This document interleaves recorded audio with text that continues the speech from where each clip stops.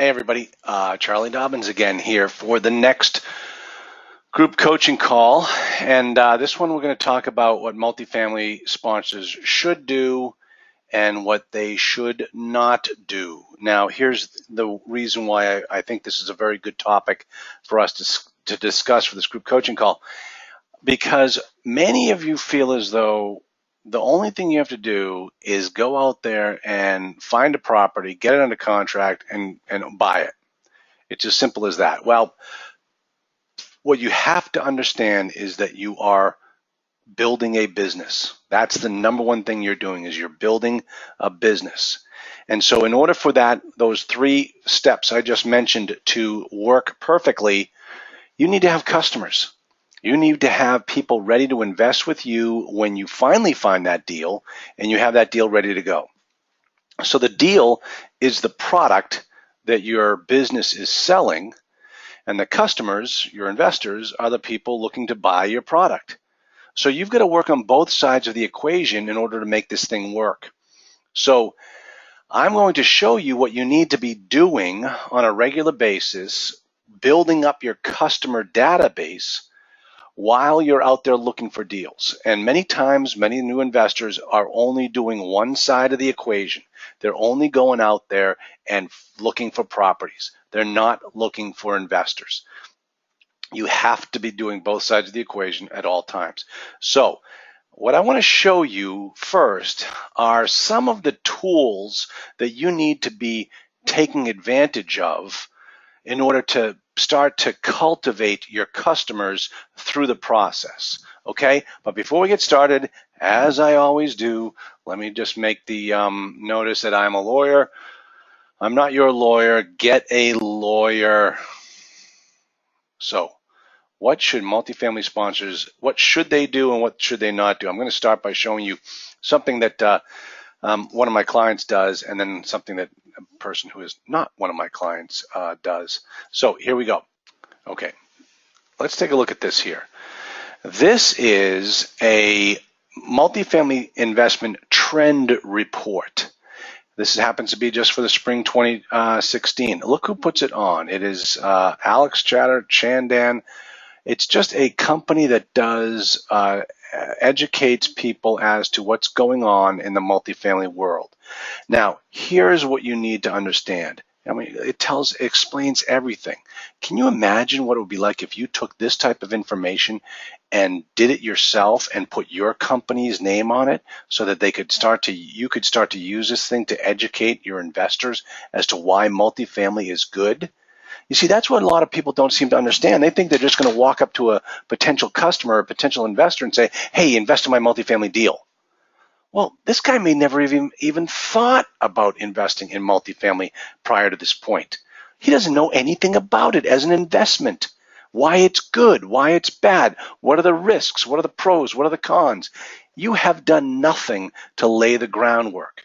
You need to start putting those types of packages together that have nothing to do with a specific property, but have everything to do with why multifamily is a great investment.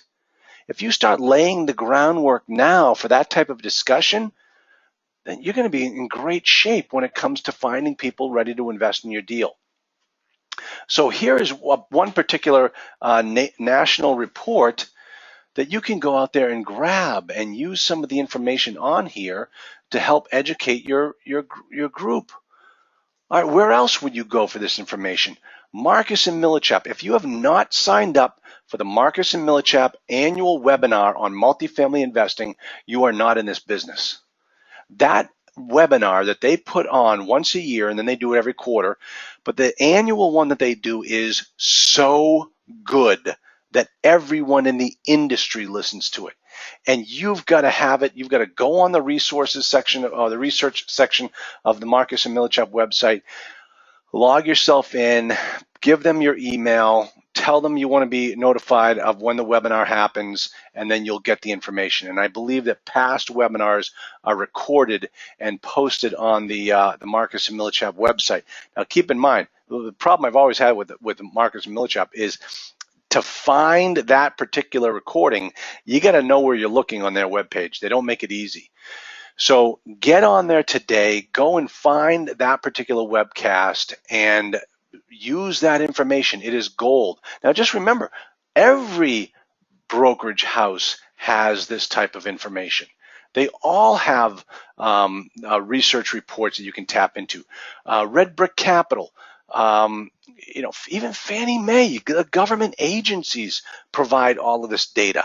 It's your job to go out there and get it and start to educate yourself on the market that you're looking in and what's going on in the multifamily investment arena, so that you can sound like a genius when you sit down and discuss the opportunity with your investor. Can you just imagine sitting down with somebody who wants you to invest $50,000 in their deal, and they can't tell you the first thing about what's going on in the marketplace?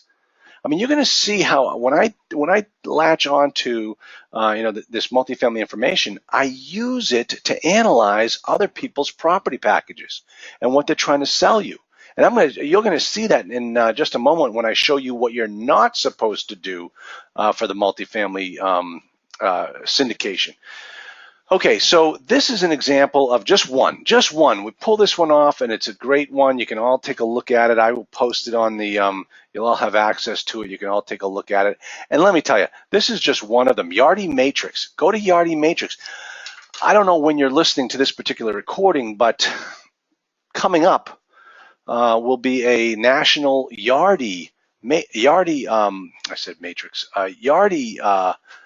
package, where Yardi will put on a seminar, a webinar, teaching you about what's going on in the marketplace, and the information that they give you is so good that you need to understand it. I mean, there are things out there, right now. This recording is obviously being done on 2016. Parts of this economy are just, from the multifamily standpoint, are just so stinking hot. You don't want to touch it. And if someone comes to you and says, hey, I heard that the multifamily market is so stinking hot that we shouldn't touch it, well, you have to be able to educate the person, explain why that's true in some parts and why it's not true in other parts, and why it doesn't come to bear on your investment deal that you're looking at. So you have to be able to overcome these objections from customers and educate them so that they know exactly what's going on. So let me show you an example of what you should be doing as a multifamily sponsor, multifamily investor, owner, operator, syndicator, the whole works. Okay, take a look at this. This is from my buddy. This is his package. So he is an investor. He's just like you. He is doing the exact same thing that you're doing.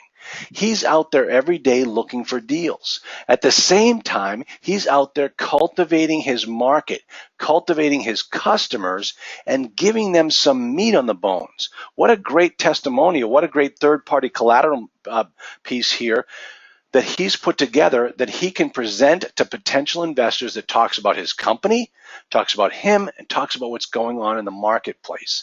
And that's the key. So take a look at this particular piece of collateral. I'm going to post this also on the archive site, on the group coaching call archive site, so that you'll be able to download it and take a look at it. But this is exactly what you want to look at. With a strong 2015 behind us, multifamily continues to exhibit strong fundamentals in 2016. And he's put together this nice little newsletter, an eight-page newsletter that he wrote. And here's all the information, and he lays it out there so beautifully. It's got nice visuals, nice graphics here, good logo up at the top of every page. It just really explains to the customers why you want to do business with this guy.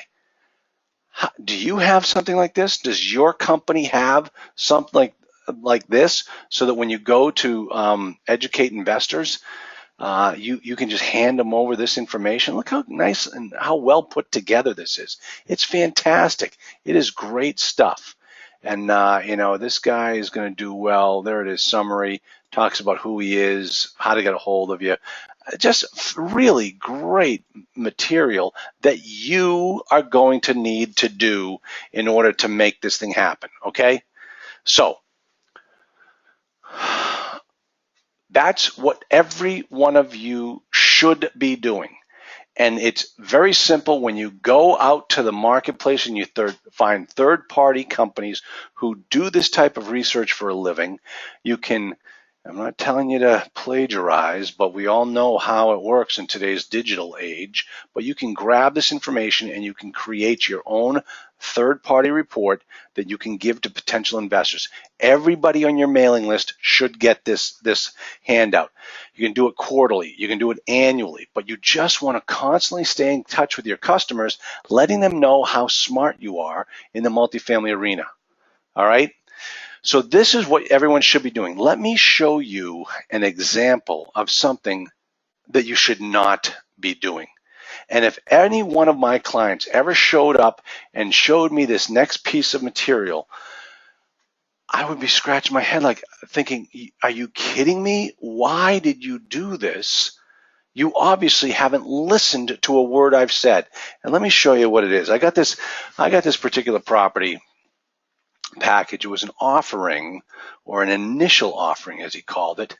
And I saw this and I thought, oh my gosh, this is terrible. You have to look at this. Now listen, I don't know who this person is that put this out here. He may be listening to this conversation that we're having right now. And he may be getting ticked off and thinking, hey, what's this guy talking about? Hey, if you got a problem, come at me. I want to hear from you, because I'm going to show you all the things that you should not have done in this particular offering memorandum. The first thing you shouldn't have done is overpaid for the property. Because what do I always say? The number one rule, I can fix anything on a multifamily property except one thing: overpaying for it. And this guy overpaid for it. And if you had listened to the offer writing workshop just before this particular group coaching call, you'll see the numbers just are not making sense right now in some of these places. Take a look at this one. This one happens to be in Louisville, Kentucky, built in 1982. We're talking a solid C+ product. 1982, folks, that's getting old. That's really getting old. You get repairs and maintenance numbers just to keep everything going. 126 units. 126 units for $10 million. You're paying $83,000 a unit. Go back and look at my Tarleton offer writing workshop package. That guy overpaid for Tarleton in Lexington, Kentucky. This guy paid more than the guy in Lexington, and it's not even close to being worth that. Look at some of these numbers. He's asking for another $2,000 per unit in capital improvements. Another $2,000 per unit. And then over here, the closing cost is $2,500. Are you kidding me? This guy's getting rich off this deal. So it's going to be $83,000 per unit all in. Look at this internal rate of return. I can tell you, if you're one of my students and you've been listening to, if you're in the owner forum and you've been listening to the Monday kickoff call, I mean, you heard one of my investors the other day who's got an equity broker. And the equity broker, what they look for is a particular level of internal rate of return for their investors to get excited about a deal. Let me tell you, 14% is not an exciting number. This thing wouldn't even get a second look at these equity brokers. They wouldn't even care about this deal. All right. So let's keep going here, because I want you to read some of the things that he says. And I will post this one as well. Property is in a B+ A- location, built in 82. I bet it isn't. I don't even need to know Linden part of Louisville, but I can tell you I doubt it. And look at this. It's 94% occupied. All right, so the value play is not going to be one of increasing the occupancy, because that's probably right at the market occupancy rate at 94%. If anything, it might be too high. It's being sold because the sellers are in their investment period. I previously served as an asset manager. Okay, yada yada yada. Then he talks about the property, one pool, a koi pond. Let me see. Okay, so look at, they put a large capital infusion to upgrade interiors from 08 to 15, and another infusion in 12 to 14, 2012 to 2014. All right. Where are we going? Okay, take a look at this.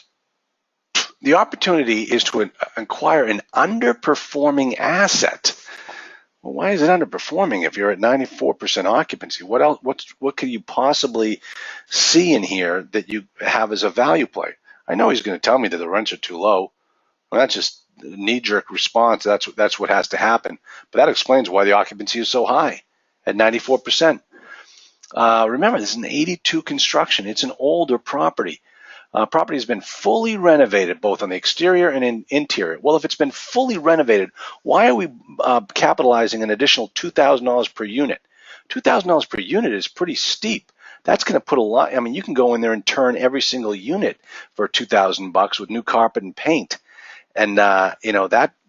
But if it's fully renovated, why do we need all that extra money? Okay, the current owners did this, they did that. We expect limited capital expenditures in the future. Well, geez, you just gave yourself $250,000 for the limited expenditures in the future. Okay, the current offering rents at the property are well below those of the competitive properties in the submarket. The property is currently the low-cost provider in the submarket. In some cases, renting renovated units at rents below those of unrenovated product. Okay, think about this for a second, folks.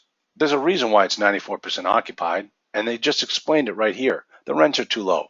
You go up on the rents, the numbers are going to come down. Now, take a look at what he does here, and this is what I want you to do every time you see something like this being posted. Let me scroll down to the table here. Hold on, please bear with me. Okay, take a look at this rental analysis. Now, this is important for you to understand. Now, remember, the guy has told us, or he's about to tell us, I don't know if he told us this in this analysis, but because this analysis, as far as an investment goes, investment offering is incredibly weak. It isn't even an offering. I mean, I hope this guy's not really out there showing this thing. He's got to have a full and complete PPM and subscription agreement, and he doesn't have any of this stuff in this particular offering. But what he does do is he tells you what the offer price is, what he's buying this for. And then you'll be able to grab the NOI off one of his presentations, and you'll be able to calculate out what the cap rate is. Okay? You've got all three components of the algebra equation that is the beautiful part about multifamily. Cap rate, NOI, purchase price. Now what he's telling you in this rental analysis is that he can do better. He can do better than that. So what he's saying is, and this is, read this right here. In reviewing the current rent roll at the property, we noticed a general trend of declining rents since the new owners acquired the asset. In parsing the rent roll, the following averages were determined. The focus was on the one-bedroom units because that unit type is most prevalent and provides statistically significant data. The one-bedrooms are prevalent, so we're buying a lot of one-bedrooms at $80,000 a unit? Residents at the property that leased prior to 2015 are paying on average $720. Residents that leased during 2015 are paying $711, a 1.3 decline, and those people in 2016 have declined even further. Oh my gosh. Would you put your grandmother's money into this deal that has declining income? It is important to note that 2016 does not contain enough data points to be statistically significant. Yeah, but the fact of the matter is 124 units. You're never going to have enough data points to be statistically significant. But it is interesting nonetheless. On the surface, this trend is not attractive. Oh, you say? And does not provide a compelling investment rationale. Really? Think about it, folks. We're trying to convince our customers to buy this deal. Does this type of wording sound like it's a deal you want to get into? Now, let me just say, I'm not telling you to lie. I'm not telling you to paint a rosy picture that doesn't exist. What I'm telling you is, don't get into this deal if these are the factors going on. Just walk away from the deal. You're not going to cure this problem of a declining rental income market. You can't do that. The economy does that, and it's already happening. Because think about it, and this is what you find. This is the type of nugget of information you find when you're reading the national reports and when you're reading these types of market surveys on a regular basis. Rents over the last 5 years nationwide have increased by 20%. That's phenomenal. But at the same time, incomes have increased 2%. That's a problem. Because the 20% rental income growth is unsustainable if your customers can't afford those rents. And here we're seeing it in this guy's report.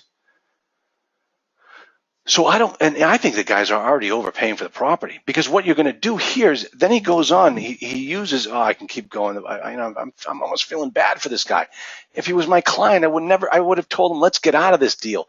Let's get that earnest money off the table. I don't want you in this deal. On average, rents in Louisville increased 3.4 in 2015. In 2016, rents are projected to increase 4.5, but we don't have enough significant data points to determine that. The question then becomes, why have rents decreased? It is our belief there are 4 factors. 4 factors. Now, basically, he tries to come up with explanations here, and you can read them on your own. He tries to come up with explanations here as to why this is happening. And I cry bullshit on all 4 of them. It all comes down, the beautiful thing about multifamily is that it's a basic supply and demand solution. This property is declining because the market is declining. The demand is not high enough to keep sustaining that level of increased rents. And you're seeing it. Not only are you seeing it already in 3 months of 2016, where he says we don't have enough data points, but then don't look at just 2016. Look at 2015. Look at pre-2015. And he already gave us that information. He already told us that during that period of time, we're in a downward trend. Well, what makes him think that if we have more information on 2016, that we should have a higher trend? See, his own analysis, if you just look at his analysis with a skeptical eye, with a jaundiced eye, you will look at it and think to yourself, this is not good. And I'm telling you, folks, you can find great deals in Louisville, Kentucky. They exist. This isn't one of them. That doesn't mean you shouldn't be looking in Louisville. That means you should be looking for the right deals in Louisville. This is not it. And this is not the type of offering package you want to, if you had to, in all honesty, write your offering memorandum so that it looks like this, you shouldn't be doing the deal. We're not here just to do deals. We're here to do good deals. This is not a good deal. Now, the other thing here is what you're looking at, and this is his justification for why his rents are so low. See, his rents are below market. Look at all the properties above him. Look at all the properties above him that have higher rents. Well, why are those rents going to continue to go up, but yours continues to go down? How do we know that these rents haven't been on the downside also? How do we know that? We can't tell by this information, but boy, that's certainly pertinent. But here's the thing. At $82,000 per door, where the 1-bedrooms are prevalent, that price is so high, I wouldn't touch it. And what this guy is trying to get you to believe is that if we go up on the rents to this level that we're looking right here, like the Woodbridge and Hurstbourne Grand, if we can get the rents up to those levels, we'll make a ton of dough. Okay, but remember, we have the three numbers. We have the NOI, we have the cap rate, and we have the purchase price. Now, if we go back and we do our own analysis as to what this NOI would look like if we got the rents up to this point, and we calculated our new NOI based upon the higher rents, and then we use the cap rate that we're coming in at, now we can determine what the new valuation of that property is. And folks, if you look at some of these numbers, this guy's talking about $100,000 per unit is what these properties are now going to be valued at. I don't buy it. You can't be out there trying to sell me one bedrooms for $100,000 a unit.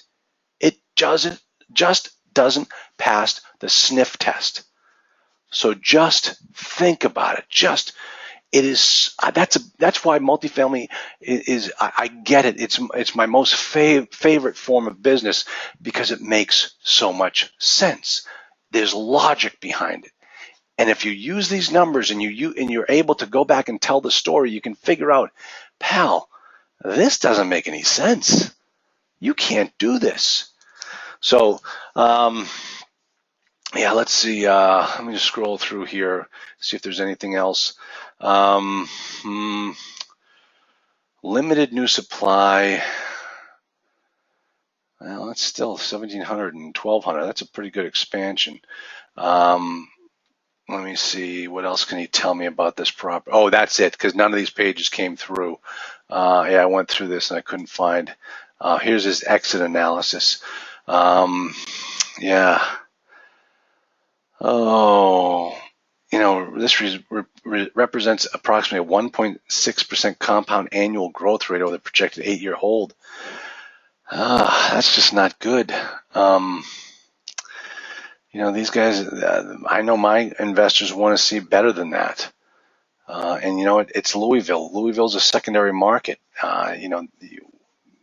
This is not, it's going to be hard enough getting money into this deal in the first place because I think the numbers don't work, but it's going to be even harder when you go to put people's money into a secondary market. So, this is, as I always say, I mean, take a look at some of his notes to underwriting. Let me see. Okay, and not only that, but and this is where he really needs to get into it more. You're assuming a Fannie Mae loan. You're assuming a Fannie Mae loan. You're taking on additional. You're bringing it up to 80% LTV.